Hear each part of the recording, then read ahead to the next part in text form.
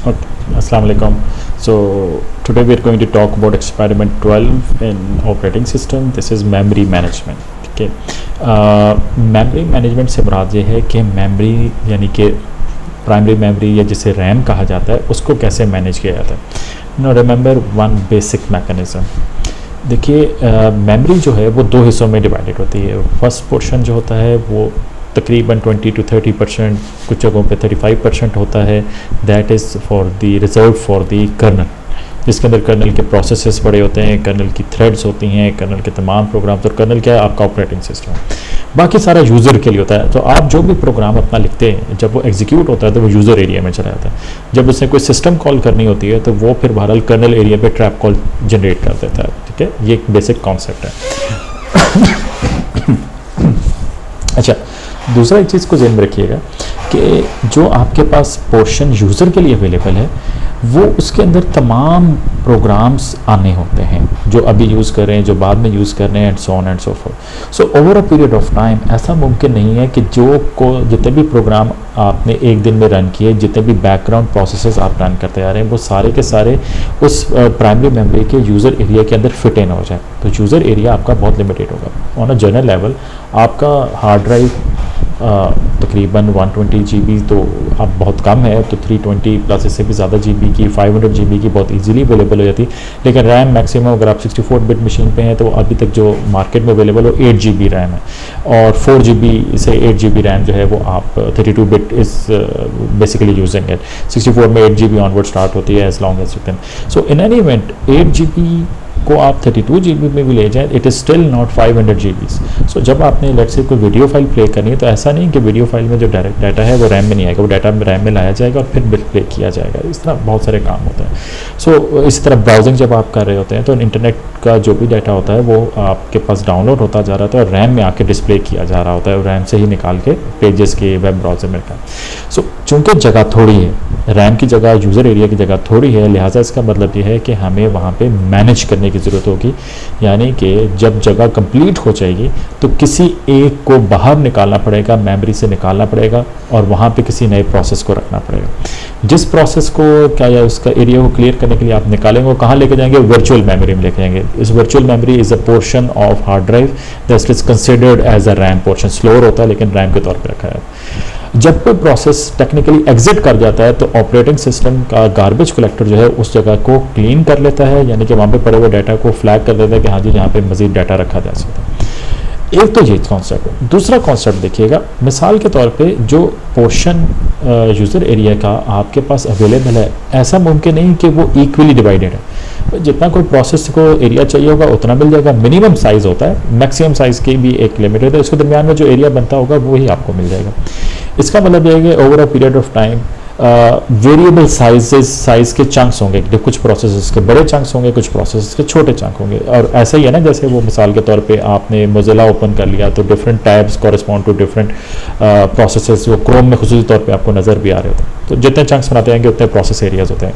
फिर एक web page late से आपने लोड किया तो उसमें ज़रा ज़्यादा डाटा था, ज़्यादा पिक्चर्स थी, तो वो ज़्यादा जगह उसको चाहिए होगी, किसी को कम जगह चाहिए होगी। और उसके अंदर मैकेनिज्म क्या होगा? जब ज़रूरत पड़ने पे किसी भी पेज को क्लोज कर दिया जाएगा यूज़र के पॉइंट ऑफ व्यू से तो वो जगह आपको अवेलेबल हो जाएगी। So that place is available for some other page और process that could be provided in it. फिर क्वेश्चन राइज करता है कि जो अब नेक्स्ट प्रोसेस आएगा वो उस खाली जगह में पूरा फिट इन होगा, कम होगा या ज़्यादा होगा? भाई ज़्यादा होगा तो वहाँ पे फिट नहीं हो सकता। अगर पूरा फिट होगा तो इस बात के चांसेस बहुत कम हैं। लाइकली तो नहीं है कि तमाम दुनिया जहान के वेब पेजेस एग्जैक्टली एक ही साइज़ के हों। तो फिर फाइनली यही बचता है कि वो छोटे साइज़ का होगा तो वहाँ पे रख दिया जाएगा और फिर कुछ एरिया हमारे पास बच जाएगा। ठीक है, वहाँ पे मजीद कोई हो सकता है प्रोसेस फिट इन हो ना हो। ठीक है, तो ये बेसिक इसके अंदर एक इशू है जिसको हम हाईलाइट करते हैं। सो इसको डायनामिक मेमोरी एलोकेशन भी कहा जाता है। इसकी दो बेसिक स्ट्रेटजीज हैं, फर्स्ट फिट है और फिर इसके बाद बेस्ट फिट आपके। फर्स्ट फिट क्या है कि जी which simply scans the free list until a large enough hole is found, यानी कि आपने लिस्ट को स्कैन करना है, जहाँ खाली जगह नजर आएगी देखिए कि आपने जो प्रोसेस का साइज है उसके अंदर फिट इन होता है या नहीं होता। अगर नहीं होता तो फिर फर्दर स्कैन करें, यानी कि starting from first location in the user area till the last location. अच्छा, जहाँ खाली जगह मिलेगी वहाँ पर रख दिया जाएगा। अब ये किस्मत वाली बात है। मिसाल के तौर पर दो चंक्स अवेलेबल थे, एक चंक था 10 MB का, एक चंक था 15 MB का, और मुझे जगह चाहिए थी 8 MB। अगर स्कैन करते हुए 15 MB का चंक पहले आ गया तो 15 MB में रख देगा ना, this is not a good solution, ऐसा ही है ना। क्यों? दरअसल सबसे पहले जो खाली जगह मिली, चाहे जितनी भी बड़ा साइज था, उसने वहां पे यूटिलाइजेशन कर ली। और 7 MB का फिर वो क्योंकि 15 MB टोटल प्लेस का चंक अवेलेबल था, 7 MB आपको अवेलेबल हो जाएंगे मजीद free for some other processes, ठीक है। अच्छा, इसी के अगेंस्ट बेस्ट फिट है allocated places process the smallest block, यानी कि वो ये क्या करेगा, पूरे को स्कैन करेगा, उसमें जो सबसे करीब का साइज मिलेगा उसके अंदर, यानी कि जो बिल्कुल सबसे छोटा साइज होगा जिसके अंदर आपका प्रोसेस इजीली फिट हो सकता है और स्पेस ज़ाया ना हो, वहाँ पे ये प्लेस कर देगा, ठीक है। इन दोनों को हम यहाँ पे कंसिडर करें तो फर्स्ट फिट और बेस्ट फिट पे आपने काम करना है। इसी को फ्रेगमेंटेशन भी कहा जाता है, ठीक है। इसके लिए जो आपकी एक्सरसाइज है वो जो दी हुई है, आपने एक प्रोग्राम का बनाना है, वो सेगमेंट का साइज लेगा, मेमोरी रिक्वायरमेंट की ऑप्शंस होंगी, फर्स्ट फिट फंक्शन और बेस्ट, यानी कि कंबाइन, यानी कि इसकी इंप्लीमेंटेशन है। Implementation in the form of a simulation है। ये मत समझिए कि आप बाकी मैनेज करने की कोशिश करेंगे, क्योंकि हम बहरहाल मेमोरी मैनेजमेंट जो है वो कर्नल एरिया का प्रोसेस होता है। फर्स्ट फिट के अंदर allocate the process to first possible segment. इसका मतलब ये हुआ कि आपको एक एरे चाहिए, कोई लेट से 100 ब्लॉक्स की, और उस एरे को अगर आप डिस्प्ले कर लेते हैं तो बहुत अच्छी बात है, डिस्प्ले नहीं कर सकते तो 100 ब्लॉक्स को इस तरह से कंसोल पे डिस्प्ले कीजिए, ठीक है। सी लैंग्वेज यूज़ करना चाहते हैं, जावा यूज़ करना चाहते हैं, C# करना चाहते हैं, आई डोंट थिंक सो कि इसके अंदर कोई प्रॉब्लम होनी चाहिए। सो या you can use any kind of language, ठीक है। अच्छा, अब आपने क्या किया कि जी मेमोरी की एलोकेशन करते जा रहे हैं, कुछ प्रोसेस इसके अंदर डालते जाए फर्स्ट फिट के पॉइंट ऑफ व्यू से भी और बेस्ट फिट के बारे में, ठीक है। So do the following, sort the segment according to the sizes, allocate the process to segment, ठीक है। और उसके बाद वो एलोकेट करता है।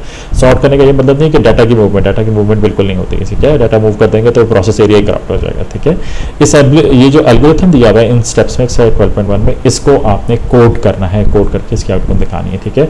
सो दोनों कोड करने हैं, फर्स्ट फिट भी और बेस्ट फिट भी, ठीक है। फर्स्ट फिट के अंदर आप बेसिकली तरीका करके 100 एलिमेंट्स की, एज एन एग्जांपल 50 एलिमेंट्स की एरे ले लीजिए, ठीक है। एरे के अंदर जब भी आप कोई प्रोसेस रखने की कोशिश करेंगे तो कहेंगे अच्छा एक प्रोसेस साइज 5 है तो 5 यूनिट्स उसके लिए, एक प्रोसेस साइज 10 है तो 10 यूनिट्स ले लीजिए, ठीक है। उसको एक बार सेट ऑफ प्रोसेस कुछ कॉमन ले लीजिए, ठीक है। और कुछ स्टार्ट होने से पहले एक फील्ड एरे को सिलेक्ट कीजिए, यानी कि फील्ड एरे से बता दें कि उसके अंदर कुछ जगहों पे फील्ड होगा और कुछ पे नहीं होगा। अब टोटली आपकी चॉइस है, आप कैसे एरे अगर आप बनाते हैं 1 और 0 में, तो उसके अंदर डाटा रहते हैं, 1 का मतलब है फील्ड है, 1 का 0 का मतलब है कि नहीं, ठीक है। इस तरह आप कर सकते हैं।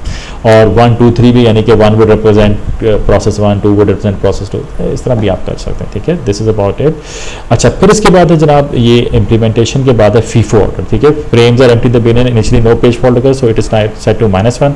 मैंने पेज फॉल्ट से बताते थे, जब वो पेज फॉल्ट का मतलब होता है कि वो मेमोरी में किसी चीज़ को आप ढूंढ रहे थे, ऑपरेटिंग सिस्टम ढूंढ रहा था यूजर के कहने पे, अगर उसे नहीं मिलेगा तो कहाँ से लेके आएगा, हार्ड ड्राइव से लेके आएगा, ठीक है। इसे पेज फॉल्ट कहा जाता है, ठीक है। ये फीफो में है, लीस्ट रिसेंटली यूज है, ठीक है। ये भी काम किया जाता है। और ये इसके अंदर एक्सरसाइज में क्या दिया हुआ है, इसका एल्गोरिथम है, start the program, number of sequences, number of frames, जितने भी यूजर से आपको चाहिए होंगे। When page is not in the frame comes, increment the number of page fault and remove the page that comes in the first, यानी कि ये basically आपको क्या है कि ये रिमूवल की स्ट्रेटजी के लिए, ठीक है। अच्छा, जब एक बार आपके वो पिछले एल्गोरिथम में सब कुछ फिलअप हो जाएगा तो फिर इसके बाद आपकी टोटल रैम हो सकता है थोड़ी देर बाद फिलअप हो जाए। अब किसी को तो सिलेक्ट करना है ना रिमूवल के लिए, उसको हम विक्टिम प्रोसेस कहते हैं। विक्टिम प्रोसेस का एक तरीका है फीफो में, जो सबसे पहले आया था उसको निकाल दे रैम से। दूसरा है लीस्ट रिसेंटली यूज, कि भाई कोई हिस्टोग्राम नंबर हो, कोई मैकेनिज्म हो, जिससे बता रहे हो कि भाई सबसे पहले या कितना ज़्यादा बार किसी को यूज़ किया, जो सबसे कम इस्तेमाल किया गया उसको बाहर निकाल दिया गया, ठीक है। तो ये दोनों मेमोरी मैनेजमेंट से कंसर्न है, 2 एल्गोरिथम्स हैं, ठीक है। यहाँ से आप इस लिंक पे आप पढ़ सकते हैं और इसका आपने कोड इंप्लीमेंट करना। इससे रिलेटेड आपकी बुक के अंदर वो सिल्वर शॉर्ट्स वाली किताब ऑपरेटिंग सिस्टम के बहुत अच्छा कंटेंट है, you must read it before solving this thing, ठीक है। इस चैप्टर को जरूर एक नज़र देख लीजिएगा और आपके थ्योरेटिकल कॉन्सेप्ट जो है वो बेहतर होते जाएंगे, ठीक है। So what we are concern in lab is memory management के लिए एक एलोकेशन के लिए 2 एल्गोरिथम्स हैं, बेस्ट फिट और फर्स्ट फिट, और removal of a process of victim process के लिए फीफो भी इंप्लीमेंट करना है और एलआरजो भी करना है, ठीक है। सो कोड को इंप्लीमेंट करना है, ठीक है। कोडिंग इसके अंदर हैवी है, यानी कि आपको अच्छी कोडिंग करनी करें एरे के साथ ही, एरे के साथ तकरीबन आपको काम करना आसान ही बेहतर रहेगा, आप उसके हिसाब से काम करेंगे तो ईजी हो जाएगा, ठीक है। This is going to be a simulated activity, ठीक है। डू नॉट थिंक कि इसके अंदर कोई फंक्शन कॉल्स हैं, सिस्टम कॉल्स हैं या सिस्टम कोड है। I will recommend go towards a better programming language, Java की तरफ कर लें काम, वो ईजी है। कोई आपको हो सकता है वहाँ पे एरेज वगैरह के लिए, एलोकेशन के लिए कुछ ऐसी फैसिलिटीज़ मिल जाएँ, कोई APIs मिल जाए तो यू कैन यूज़ दैट, ठीक है। सो दिस अबाउट इट, ठीक है। This is for the operating system portion.